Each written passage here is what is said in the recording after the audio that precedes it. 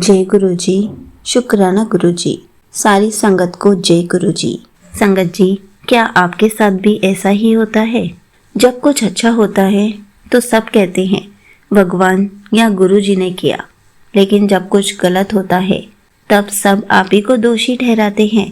तो चलिए इसी पर एक अंकल जी का सत्संग सुनाती हूँ, जिसमें उन्होंने इस बात को बहुत अच्छे से एक्सप्लेन किया है। ये सत्संग पूरा ज़रूर सुनिएगा, आपको बहुत अच्छे आंसर्स मिलेंगे। तो चलिए अंकल जी का सत्संग सुनाती हूँ। संगत जी, मेरा नाम यश है। संगत जी, मैं एक सुनसान कॉफ़ी कैफ़े में बैठा था। मेरी आंखें नम थी और हाथ कांप रहे थे। सामने रखा मोबाइल बार बार ऑन हो रहा था, लेकिन मैं किसी की कॉल का जवाब नहीं दे रहा था। मेरा जीवन जैसे एक झटके में टूट गया था। मैं अपने परिवार में इकलौता बेटा हूँ, माता पिता की उम्मीदों का केंद्र, रिश्तेदारों की तारीफों का पात्र और दोस्तों के लिए एक सहारा।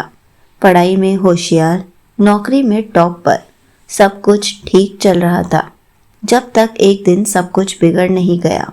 वो दिन जब मेरी जिंदगी का सबसे बड़ा प्रोजेक्ट फेल हुआ। वो दिन जब मुझे कंपनी से निकाल दिया गया।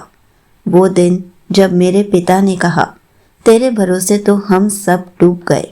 और उसी रात मेरी माँ को हार्ट अटैक आया। मैं भागता हुआ अपने घर के मंदिर में गया, गुरु जी के स्वरूप के आगे खड़ा हुआ और फूट फूट कर रोने लगा। गुरु जी, जब मेरी लाइफ सही चल रही थी तब सब कहते थे, वाह बेटा, गुरु जी की बड़ी कृपा है। पर आज जब सब बिगड़ गया है, सब मुझे दोष दे रहे हैं, तो कृपा कहाँ गई? तब तो मैंने भी सब कुछ आपके चरणों में समर्पित कर दिया था। फिर आज गलती किसकी है, मेरी या आपकी? गुरु जी का स्वरूप चुपचाप मुस्कुरा रहा था, पर मेरे भीतर मानो एक भूचाल चल रहा था। वो रात मेरी जिंदगी की सबसे लंबी रात थी, लेकिन उसी रात कुछ ऐसा हुआ, मेरी सोच, मेरे सवाल और मेरा जीवन पूरी तरह बदल देने वाला था। संगत जी, मैं उस रात बिस्तर पर लेटा हुआ था। बार बार गुरु जी के स्वरूप को देखता और फिर स्क्रीन बंद कर देता। गुरु जी, अगर सब आपकी मर्जी से होता है तो ये क्यों हुआ? मेरा मन तड़प रहा था, आंखें सूख चुकी थी। सोचते सोचते कब नींद आ गई पता ही नहीं चला। लेकिन उस रात कुछ अद्भुत हुआ। मैंने सपने में देखा कि मैं एक अंधेरे कमरे में बैठा हूँ। चारों ओर घना अंधकार है। आवाजें आ रही हैं जैसे कोई कह रहा हो, तेरी वजह से माँ बीमार हो गई, तू ही तो निकम्मा निकला। गुरुजी को क्या जवाब देगा अब? मैं इन आवाज़ों से डर रहा था, मैं रो रहा था। तभी एक बहुत तेज दिव्य प्रकाश मेरे सामने आया। वो प्रकाश धीरे धीरे एक आकृति में बदलने लगा। एक दिव्य पुरुष, साफ सफेद चोला, चमकती मुस्कान और गाढ़ी खुशबू, जैसे चंदन, गुलाब और केसर मिल जाए। हाँ, वो थे गुरुजी। मैं कांपते हुए खड़ा हुआ और बोला, गुरुजी। मेरी आवाज़ टूट रही थी। गुरुजी मुस्कुराए। उन्होंने कुछ नहीं कहा, सिर्फ मेरे सिर पर हाथ रखा। एक पल में सारा डर, सारे शब्द, सारी बेचैनी जैसे मौन में घुल गई हो। गुरुजी ने कहा बिना बोले, और मैंने सुना बिना आवाज़ के, जैसे कि कोई विचार आ रहा हो।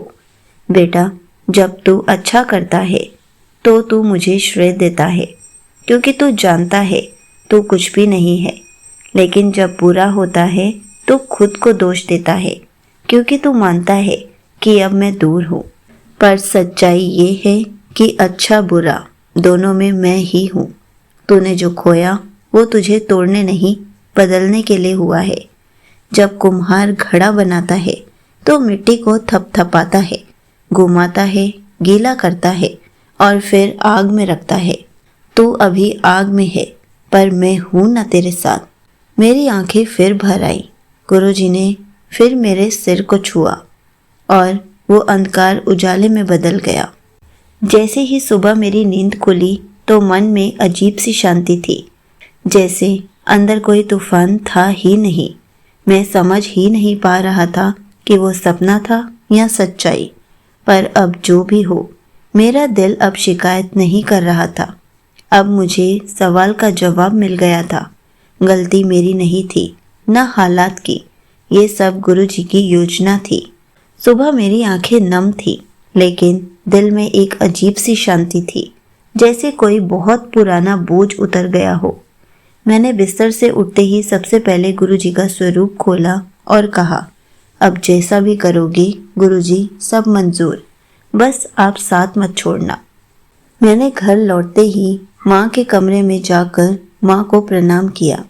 माँ की हालत पहले से बेहतर थी। मैं अपनी माँ को हॉस्पिटल ले जाने की सोच रहा था, लेकिन तभी माँ ने कहा, बेटा तू पहले मंदिर चला जा, फिर डॉक्टर को दिखा देना। आज मेरा मन भी शांत है। मैं चौंक गया। वो माँ जो पहले किसी मंदिर में नहीं जाती थी, आज खुद गुरुजी को याद कर रही थी। मैंने नाश्ता भी नहीं किया, सीधा गुरुजी के बड़े मंदिर छतरपुर होकर आया। वहां पर मैंने सिर्फ गुरुजी के स्वरूप को देखता रहा। मैं अपनी माँ के लिए गुरुजी का जल प्रसाद भी लेकर आया। मंदिर से लौटते वक्त मुझे एक पुराना दोस्त मिला, ऋषभ। ऋषभ एक स्टार्टअप चला रहा था और बोला, भाई मेरी टीम में एक जगह खाली है, बजट कम है, लेकिन तेरा दिमाग चाहिए मुझे, आएगा क्या? मेरे पास कोई भी ऑप्शन नहीं था, लेकिन ये प्रस्ताव जैसे गुरुजी की ओर से भेजा गया उपहार था। मैंने सोचे बिना उसको हाँ कर दी। छोटे से स्टार्टअप में काम करते हुए मुझे 1 साल हो गया। मेरी सैलरी कम थी, लेकिन मन में शांति थी, गुरुजी की भक्ति थी और मेरी माँ का स्वास्थ्य सब धीरे धीरे सुधर रहा था।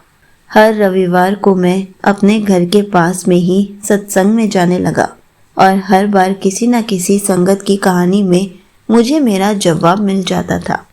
अब मैं शिकायतें नहीं करता था। अब मैं समझ चुका था, हर दुख, हर विफलता एक पाठ है और गुरुजी जब अपने भक्त को कुछ नहीं देते, तब भी वो बहुत कुछ दे रहे होते हैं। 1 साल गुजर गया। स्टार्टअप की सैलरी कम थी, लेकिन मैं अब मन की दौलत से अमीर हो चुका था। अब मैं दिन की शुरुआत गुरुजी के स्वरूप के आगे जय गुरुजी कहकर करता था और रात को सोते समय गुरुजी से बात करता था, ऐसे जैसे कोई बच्चा अपनी माँ से कहता है, आज ये हुआ गुरुजी, अच्छा किया ना आपने। अब मैं हर अच्छे बुरे समय को आशीर्वाद समझने लगा था। एक दिन मैं माँ को रूटीन चेकअप के लिए लेकर गया। डॉक्टर्स ने कहा, धीरे धीरे सब कुछ नॉर्मल हो रहा है, जो भी ब्लॉकेज थी वो भी पहले से ठीक हो रही है। मैंने और मेरी माँ ने उसी वक्त गुरुजी का शुक्राना किया। उसी शाम मुझे एक सत्संग में भी बुलाया गया और जैसे ही मैं सत्संग में गया, थोड़ी देर बाद मुझे बोला गया कि अंकल जी, आज आप अपना सत्संग साझा करिए। मैं हैरान हो गया। मुझे लगा ही नहीं था कि मैं भी कभी अपना सत्संग ऐसे शेयर करूँगा, लेकिन जैसे ही मुझे माइक दिया गया तो मैंने उसी वक्त कहा, मैं बताने नहीं सुनने आया था, पर शायद गुरुजी चाहते हैं कि आज मैं अपनी यात्रा आप सबके साथ शेयर करूं। मैं गिरा, टूटा और आज यहाँ खड़ा हूँ सिर्फ इसलिए कि मैंने एक बात समझी, जब कुछ गलत हो तो पूछना बंद कर दो और कहना शुरू करो, गुरुजी शुक्र है, आपने इसे अपने तरीके से संभाल लिया। जैसे ही मैं घर वापस आया तो मैंने उसी रात गुरुजी के स्वरूप के सामने एक सवाल उठाया, गुरुजी क्या अब मैं सही दिशा में हूँ? तभी मोबाइल की स्क्रीन पर एक यूट्यूब सत्संग अपने आप ऑन हो गया, जिसमें किसी संगत की आवाज़ थी। गुरुजी कहते हैं, जब तुम अपने बारे में कम सोचो और मुझे ज़्यादा याद करो, तब मैं तुम्हें वहाँ पहुँचाता हूँ जहाँ तुम खुद भी नहीं सोच सकते। मैंने अपनी आंखें बंद कर ली। अब उत्तर की ज़रूरत नहीं थी, क्योंकि अब भरोसा था। स्टार्टअप को एक इंटरनेशनल इन्वेस्टर का फंडिंग ऑफर आया था और शर्त थी कि उस टीम को वही लीड करेगा जिसने इतने मुश्किल हालात में कंपनी को चलाया। मुझे अब सीईओ बनने का प्रस्ताव मिला। सोचिए ज़रा, जिसे कल निकाला गया था, आज वही अब एक कंपनी का मुखिया बनने वाला था। मैं हैरान हो गया। मैं और सीईओ। मैंने ऑफर एक्सेप्ट कर लिया। अब मैं सीईओ बन चुका था। जहां लोग इस मुकाम पर घमंड करने लगते हैं, वहीं मैंने पहला फैसला लिया। मेरी टेबल पर सबसे पहले गुरुजी का स्वरूप रखा जाएगा और जो मैंने सबसे पहले मेल लिखी वो थी, जय गुरुजी। मैं कुछ नहीं हूँ। ये जो कुछ भी है ये आपकी कृपा है। इस पद पर बैठा ज़रूर हूँ, लेकिन मालिक तो आप ही हैं। एक दिन मुझे एक ईमेल मिली जिसमें मेरा पुराना कर्मचारी, जिसे 6 महीने पहले परफॉर्मेंस के कारण निकाल दिया गया था, उसकी पत्नी कैंसर से पीड़ित थी और वो मदद मांग रहा था। एचआर टीम ने कहा, कंपनी की पॉलिसी नहीं है सर। मैं चुप रहा, फिर बोला, कभी गुरुजी ने भी हमें पॉलिसी से देखा है क्या? अगले ही दिन उस कर्मचारी के लिए 2 लाख की सहायता राशि स्वीकृत हुई। उस दिन पहली बार कंपनी के एचआर ऑफिस के बाहर भी जय गुरुजी लिखा गया। सेवा बढ़ी तो परीक्षा भी आई। जैसे जैसे मेरा नाम बढ़ने लगा, वैसे वैसे ईर्ष्या भी बढ़ी। कुछ पुराने डायरेक्टर्स को ये पसंद नहीं आया कि एक गुरु भक्त सीईओ इतना दयालु और विनम्र है। उन्होंने बोर्ड में मेरे खिलाफ प्रस्ताव रखा। ये आदमी इमोशनल होकर फैसले करता है, कंपनी का नुकसान होगा। मेरे को सब पता चल गया। उस रात मैंने गुरुजी के स्वरूप को देखा और बोला, गुरुजी, क्या अब फिर सब कुछ मुझसे छिनने वाला है? मैंने रात में फिर एक सपना देखा। गुरुजी ने कहा, बेटा, तू सीईओ नहीं बना है, तू अब मेरा माध्यम बना है। अब तू सेवा करेगा, लेकिन सेवा हमेशा आसान नहीं होती। जब तू सही करेगा तब सबसे ज़्यादा लोग तेरे खिलाफ होंगे, लेकिन तू रुकेगा नहीं, क्योंकि अब मेरे लिए काम करता है, लोगों के लिए नहीं। मैं उठते ही समझ गया, ये अब मेरी अग्नि परीक्षा का समय है। अगली सुबह जब सच बोलने की कीमत चुकानी पड़ी, बोर्ड मीटिंग में मैंने साफ कहा, हाँ, मैंने एक कर्मचारी की सहायता की। मैं कंपनी के लाभ के लिए हूँ, लेकिन अगर इंसानियत की कीमत पर फायदा हो तो वो मुनाफा मेरे लिए शून्य है। डायरेक्टर्स ने इस्तीफा दे दिया। कंपनी में तूफान आया। मीडिया में चर्चा हुई, लेकिन उसी महीने कंपनी को एक अंतर्राष्ट्रीय CSR अवार्ड मिला, India's most ethical corporate decision. Guruji की सेवा में अब जीवन बन गया था। मैं हर महीने अपनी सैलरी का एक हिस्सा गुरुजी के नाम से सत्संग, भंडारा और लोगों की सहायता में लगाता था। पर एक बात जो किसी को नहीं पता थी, मेरे मन में एक अभी भी अधूरी ख्वाहिश थी। गुरुजी, एक बार, बस एक बार आप साक्षात आ जाए, जैसे आप पुरानी संगत को दर्शन देते थे। मैं भी देखना चाहता हूँ कि आप मेरे सामने हो। 7 जुलाई की रात थी, गुरुजी का जन्म दिवस। मैंने एक भव्य सत्संग करवाया था। 500 से ज़्यादा संगत आई थी। प्रसाद, भजन, रूहानी माहौल, सब कुछ दिव्यता से भर गया था। रात 11 बजे सब चले गए, केवल मैं बचा। मैं अकेले बैठे बैठे सफाई कर रहा था। तभी एक वृद्ध साधु जैसे व्यक्ति वहां आकर बैठ गए। सफ़ेद दाढ़ी, तेज आंखें और चेहरे पर असीम शांति। मैंने पूछा, बाबा जी, आप प्रसाद लेंगे? बाबा जी बोले, मुझे तेरे हाथ से सिर्फ पानी चाहिए। मैं दौड़कर पानी लाया। बाबा जी ने पानी पिया और बोले, बेटा, तू सेवा कर रहा है ना? ये सब देखा जा रहा है, पर तू अब भी मुझे देखने की जिद कर रहा है। मुझे उस टाइम कुछ भी समझ में नहीं आया, लेकिन बाबा जी जैसे ही चले गए, मुझे बाद में समझ में आया कि ये बाबा जी नहीं, ये तो गुरु जी आए थे। लेकिन जैसे ही समझ आया, बाबा जी जा चुके थे। वहाँ पे केवल सिर्फ एक पानी का गिलास रखा था, लेकिन उसमें इतनी महक थी, वही गुरु जी की चंदन गुलाब वाली खुशबू। मैं फूट फूट कर रो पड़ा। मैं वहीं घुटनों पर बैठ गया। बोल भी नहीं पा रहा था कि गुरुजी, आपने मुझे दर्शन दिए। अंदर से आवाज़ आई, अब और क्या चाहिए? इसके बाद मैं बदल गया पूरी तरह से। अब मुझे कोई इच्छा ही नहीं थी। अब तो मैं रोज गुरुजी का शुक्राना करता हूँ और उनसे अब कभी कुछ नहीं मांगता, क्योंकि मैं धीरे धीरे सारे सत्संग सुन सुनकर गुरुजी के बताए हुए मार्ग पर चल रहा हूँ कि हमें कब क्या करना चाहिए और क्या नहीं करना चाहिए। यहीं पर अंकल जी का सत्संग समाप्त होता है।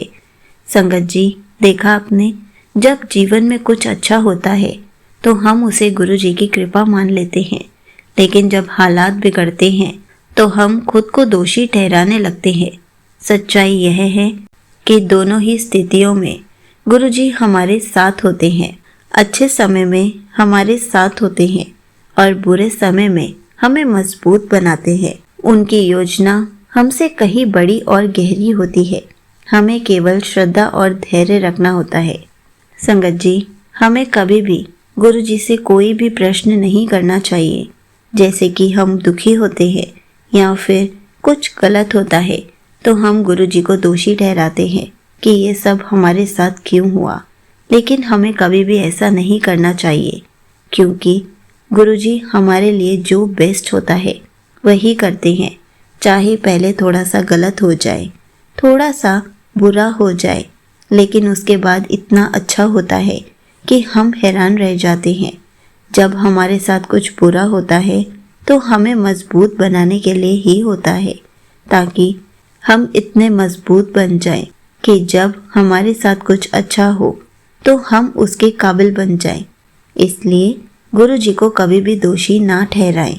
गुरु जी हमारे लिए जो भी करते हैं वो हमारे लिए बेस्ट होता है। जय गुरु जी। शुक्राना गुरु जी।